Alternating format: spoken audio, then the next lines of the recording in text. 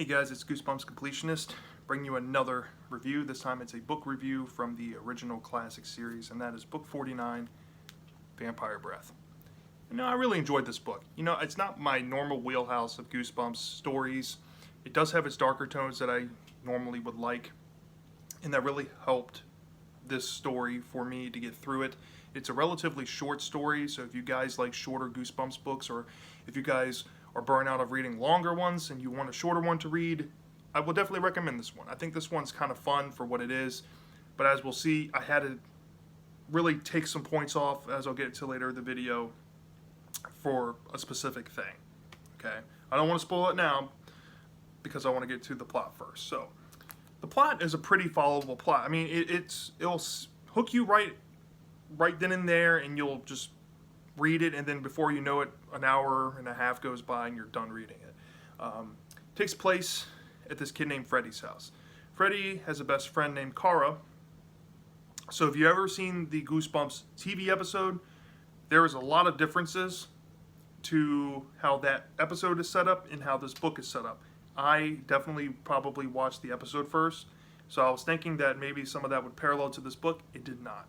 So when I get to that episode review one of these days, I'll be sure to point out the differences in the episode to the book, and then I'll do an overall comparison at some point. But anyway, so Freddy and Kara are friends, and they're at Freddy's house, and Freddy and Kara are two kids that are not easy to scare. They're really daredevilish. They love trying to get scared, and they love laughing at fear. I really like those characters. I really like the way R.L. Stine decided to incorporate that backbone into the two main protagonists in this story. It really helped with the overall pacing and tone of this book. If those characters did not have the type of resilience that they should have had, this book probably would have gotten a very, very low score. So, kudos to you, R.L. Stine. But, anywho, Freddy and Kara go down to Freddy's basement. They're snooping around and they find this secret door. And the secret door leads to a tunnel. And through that tunnel, they find a coffin. And they open the coffin up because, why not? Open the coffin, They're daredevilish, right? And I say ish, as you guys will see in a minute. They open it up and they find a bottle. It's colored blue, and written on the bottle says Vampire Breath. Now these kids are taken back. They're finally showing a little bit of a, hair on their neck. They're, whoa, vampires are real? Makes them think. So they're like, let's open it. I think Freddy's the one that's apprehensive, if I'm not mistaken. One of them's like, we shouldn't open it, but the other one's like, why not? Let's open it. And this putrid, disgusting odor, fume mist thing pours out of this bottle and renders the kids like dazed and confused. Next thing they know, they look at the coffin and there's a being in the coffin.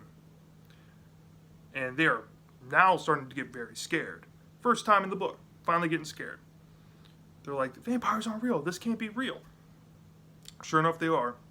And this vampire wakes up. Very old vampire. Like silk skin, gray hair. Typical maybe, Christopher Lee type vampire. That's what I'm getting with that. But anyway, the vampire wakes up and he has a name. His name is Count Nightwing. And he's been asleep for over 100 years and he hasn't eaten and he's starving. Of course, vampires drink blood. He wants to drink the kid's blood. The kids are running from this vampire. The vampire's chasing them. And then the kids notice the vampire doesn't have teeth. And then the vampire gets embarrassed and realizes that he needs his vampire breath to remember where he put his teeth. And the only way he can think of to get his teeth is to go back in time, because the vampire breath has some type of magical powers like time travel. So he says, give me my vampire breath, and the kids say, well, we'll find it for you and you can use it if you let us go. So he reluctantly agrees, and the kids kind of remember where the bottle is in the tunnel, so they grab it. They still don't trust him, so they're like playing monkey in the middle with him. And then finally the kids open it, and a little, whatever was left in the bottle spews out, and they all get taken back into time, right before, right around the time of events where Count Nightwing went to sleep originally. The kids are stuck in this huge vampiric castle. This is Count Nightwing's original home. They're scared of this castle. There's vampires everywhere. There's coffins everywhere. It's spooky. Count Nightwing says, once I get my hand on more vampire breath, I'm going to find my teeth and drink your blood. So these kids are afraid. They're trying to find a way out. They try escaping. Nothing works. So they go exploring through the castle, maybe to find some way to get back. And they kind of put two and two together that they need vampire breath to get back. So they start looking for vampire breath throughout the castle. And then they stumble across this really creepy girl. Her name is Gwendolyn. She appears to be a prisoner near one of the coffin rooms. And Gwendolyn says, well, I know where some vampire breath is. Let's go get it. And Gwendolyn leads them down to this hall. And then Gwendolyn is revealed. She's not as she seems. And the kids are about to get, hurt. And then Count Nightwing comes in to the rescue, saying, no, they're mine. I have claim on them. And the kids try to run away. While running, they find the vampire breath room, but it's a trash room. They throw the bottles in there and whatnot. So basically, what happens is, and pretty much the last third of this book, is that the kids are trying to scramble for vampire breath. Count Nightwing's trying to find it too, because there's only one bottle left, and the kids put two and two together. It could be in there. It would be a great place. So the kids end up getting the vampire breath and using it to go back in time. And go forward in time, not back in time, but you know what I mean. Go back to their time. And they finally end up in Freddy's basement, and there's a big plot twist that you don't see coming. And it's one of the greatest plot twists, I think, ever in Goosebumps, ever. I really didn't see it coming. And normally I could see this stuff coming, but I truly did not see this one coming. And the kids are shook. I mean, the kids are legit petrified of this realization. And finally, both of them are humbled, and both of them, aren't so confident anymore in their abilities to not be scared. That's the biggest lesson, I think, throughout this book. But overall, the kids, I think, learned that it is easy to be scared. So after that realization, Freddy and Kara are just walking around the basement, shook about the information that they just learned and want to see if there's anything else lurking in the basement. And it cliffhangs when one of them touches a vial. And then that protagonist is revealed not to be all as they seem. And it cuts there, fades to black. So, that's basically in a nutshell Vampire Breath. This book was really fun. I really enjoyed the atmosphere. I love Count Nightwing's castle. I love the imagery that they went into describing the coffins, the additional vampires throughout. Gwendolyn was terrifying. Gwendolyn's definitely one of the most terrifying scenes in that entire book. A+ on that. The tunnel in the basement itself was really creepy. It was really cool to imagine that as I'm reading it. But there is a huge drawback to this book. And that's the main villain himself, Count Nightwing, for me. I cannot stand Count Nightwing. He's not my first choice. He's not my 10th choice. He's not my 30th or 40th choice for a Goosebumps villain. You'll see a running gag. There's a specific line with his lack of dialogue in this book. And it gets borderline annoying. It really does.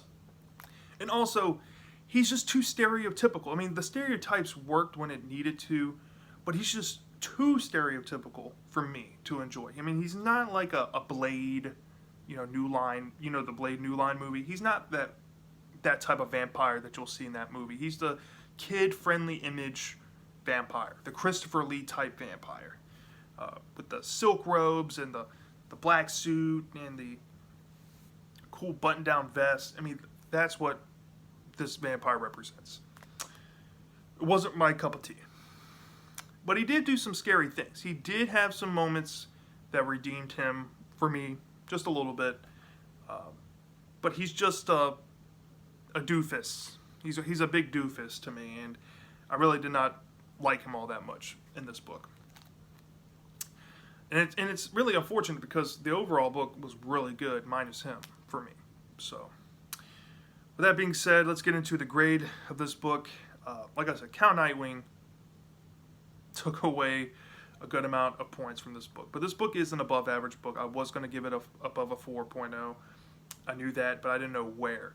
I don't think it's definitely an excellent 4.5 or higher, so it's going to be in between that 4 and 4.5. And I settled on a 4.1. So to grade it from a 0 to 5, it's going to be a 4.1 out of 5. I deducted 0.9 off because of him. And maybe, just maybe, if he wasn't so cliche and wasn't so cookie cutter, I would have given it maybe a 4.5 or higher. But what really saved this book from getting tanked was that plot twist at the end, and the kids and the lesson to be learned in this book really saved this book from getting tanked, possibly below a 3 for me. Really enjoyed the imagery, like I said. Fun book. Like I said, if you want a quick read, if you're burnt out on longer reads, this is a good start. I don't think this probably would be the normal recommendation for an entry-level Goosebumps book, but it is, I would say for the most part, 7 or older friendly, so kind of on the younger side of readers would enjoy this, so take that for what it is. And you'll really enjoy, especially the parts in the book when it deals with the castle. Those are definitely the best scenes in the entire book, and plus that plot twist. So, yeah. And you'll in this story, you'll finish it really quick. So, yeah, that was my review of Vampire Breath. I got one more book review after this, so stay tuned for that, and peace.